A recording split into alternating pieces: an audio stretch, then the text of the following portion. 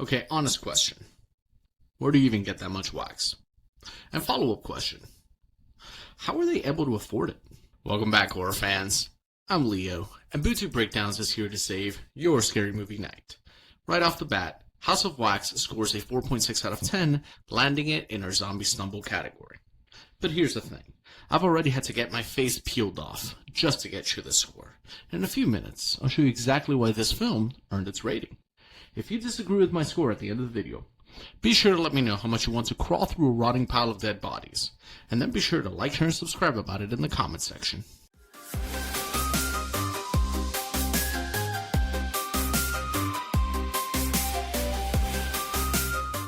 Here's the tried and true horny teenager slasher flick with a not so subtle hint of sculpting. Basically, some teenagers are driving to a concert across town and decide to camp out in the woods on the way there, rather than, taking shifts while driving. While they're asleep, someone sabotages the car in such a way that nobody notices. Half of the crew decides to go to the game and leave Carly and Wade behind with a local roadkill driver who promises to take the pair to a local town for supplies and get their car repaired. While there, they stumble upon a house made completely out of wax, filled with many lifelike wax figures. Maybe too lifelike. Well, turns out the whole town is abandoned except for a serial killer that fills his victims with hot wax while they are still alive, completely preserving them as they die. Plot happens, and the serial killer and his surprise and totally not cliche brother who's been helping out with the murders all along gets killed. The cops show up, and the survivors live happily ever after. Or do they?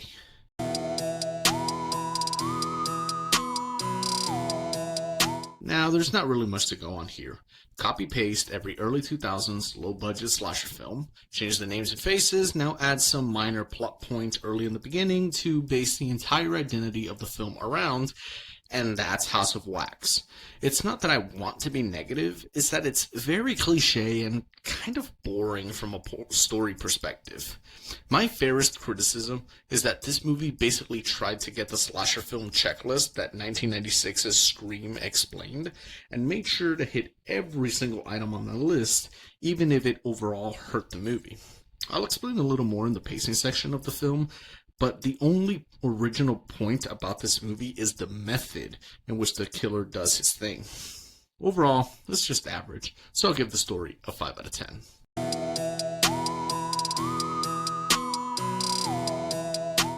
Now, the pacing is a complete mess that tries to juggle too many plots. You have the story that you're trying to piece together of the serial killer, which felt both interesting and neglected at the same time. There's the horny teenager plotline between Paige and Blake, and I can't even begin to wrap my head around why it's there. Seriously, they distract from the plot, serve no purpose to the main story, they don't have any real connection to other characters other than, oh, we just know them. They do not interact with other characters throughout the film. They get killed off halfway throughout the movie because the movie didn't know what to do with them, and we don't even get to see Paris Hilton's demonetizers, so there's no cheap payoff at the end. Dalton and Nick are playing angsty teenagers, with Nick being an overly protective brother, while Wade and Carly are trying to escape the killer. Then there's a fire, and cut to the survivors and the ambulance scene. It's a complete mess. Pacing gets a 3 out of 10.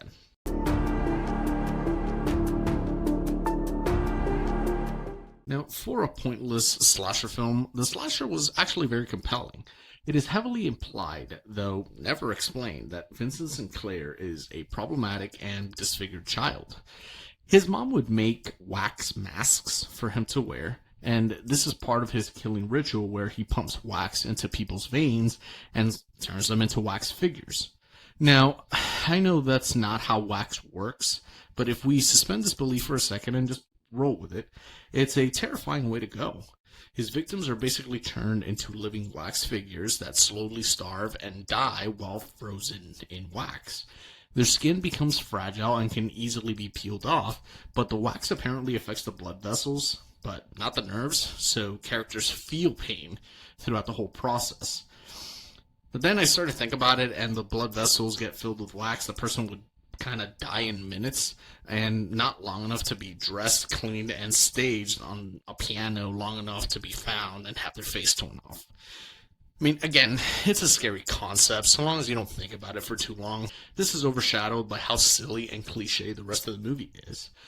By autistically trying to add some PG-13 rated sex scenes and check that box, and pointlessly adding the cliche character ensemble, it works against the film and both breaks the tension of what could be scary and downgrades the sadism of our killers into what is basically a misfit Scooby-Doo character. I'm giving the fear factor here a 3 out of 10.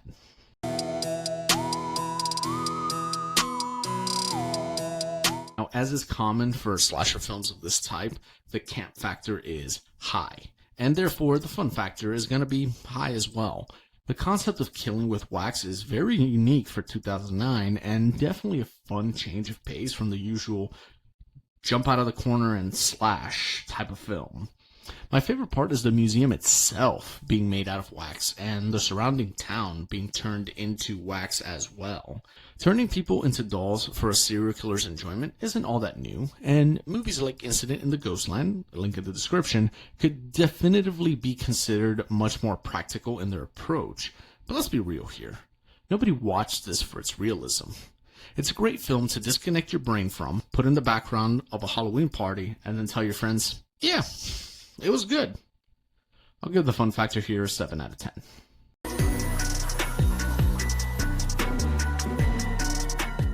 Now, we were already expecting the classic early 2000s slasher ending. Killers are dead, survivors are in an ambulance, surprise reveal that potentially sets up a sequel, and roll credits. Oh, and the surprise twist? Wait for it.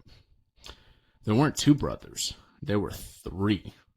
It's never actually stated, but it's heavily implied that the 3rd brother was the roadkill driver in the beginning. Oh, by the way, his name on IMDb is Roadkill Driver. They forgot to give the surprise twist character a name. I know I said this too many times, but it's every slasher film of its type and era with wax museum flavoring. Ending gets a generic and middle of the roads 5 out of 10. So that's Bootube Breakdowns' take on House of Wax. Averaging our scores gives this movie a 4.6 out of 10, which places it in our zombie stumble category. Do you agree with my rating? Scream your score in the comments and tell me what horror flick I should get next. If this saved your spooky vibes, smash that like, share with your horror crew, hit that notification bell, and subscribe to Bootube Breakdowns for more killer verdicts. Keep it creepy, and I'll haunt you in the next review.